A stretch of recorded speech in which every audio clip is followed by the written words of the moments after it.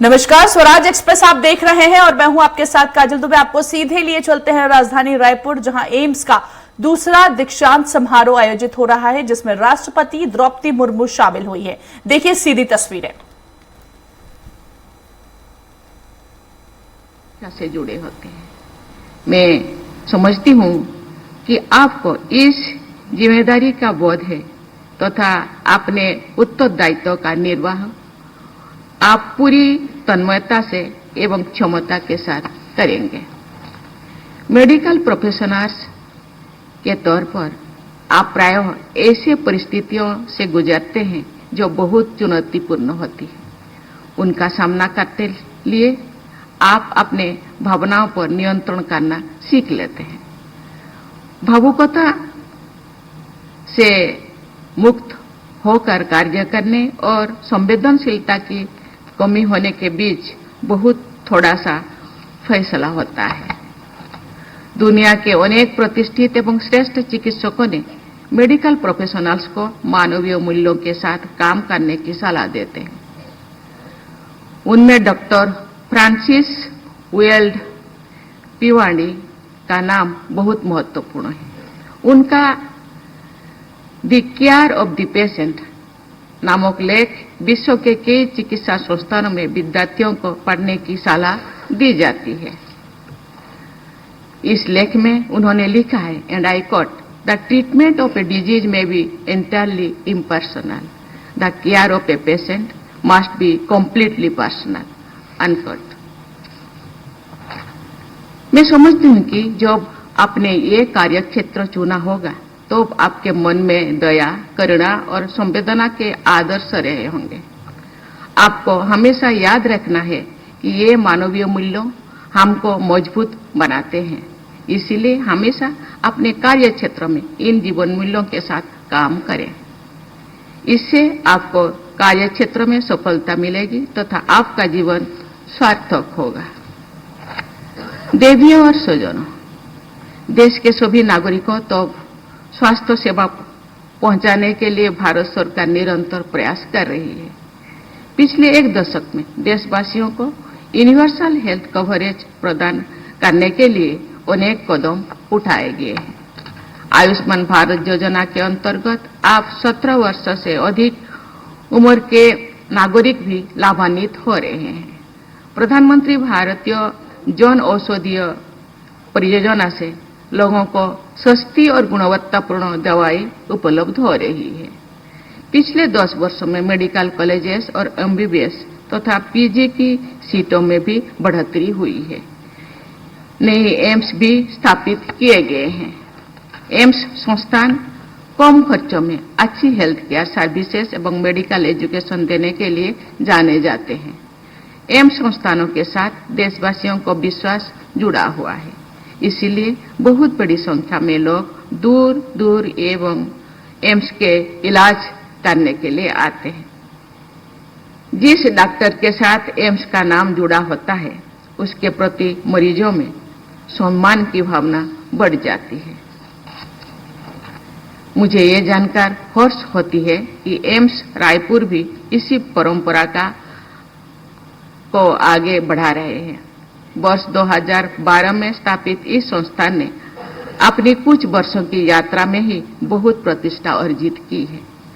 इसके लिए इस संस्थान से जुड़े सभी लोगों को मैं बहुत बहुत सराहना करती हूँ।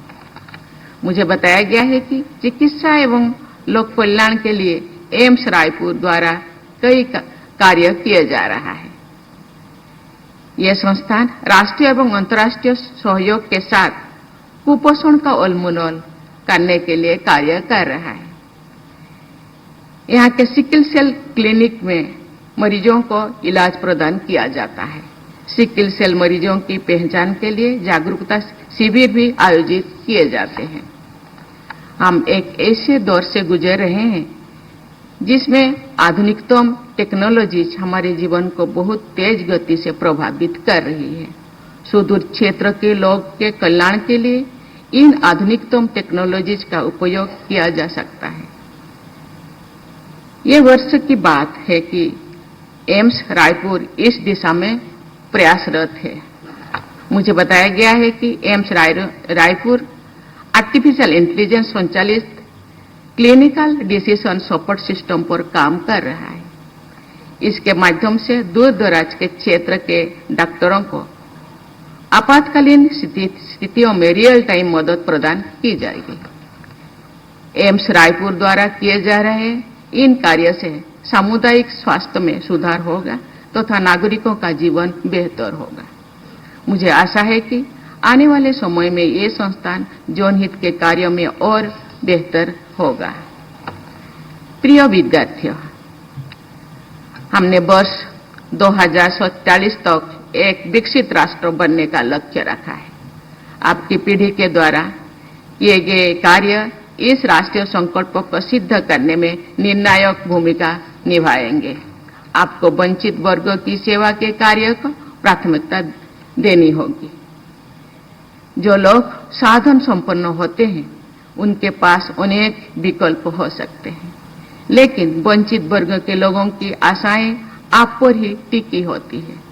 इसीलिए मेरी आपको सलाह है कि सभी लोगों की, विशेषकर असहाय लोगों की सेवा में आप हमेशा तत्पर रहेंगे।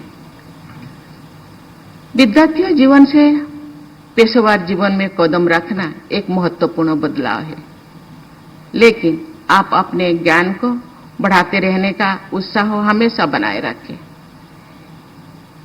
हमेशा कुछ नया सीखने का भावना आपके लिए लाभदायक होगी।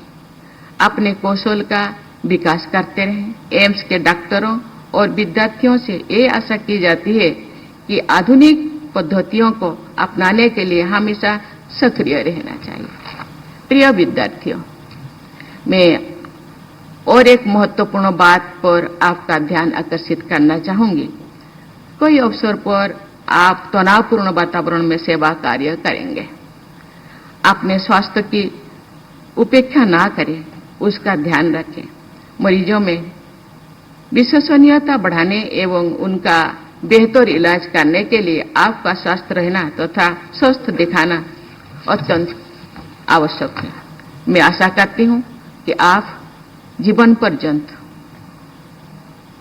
सदाचार एवं अच्छे कार्य से अपने माता पिता, संस्थान एवं देश की कीर्तिमान बढ़ाते रहेंगे। मैं आशा भी करती हूं कि आप सभी सफल एवं सार्थक जीवन हेतु आशीर्वाद में भी देती हूं। धन्यवाद। जय हिंद, जय भारत।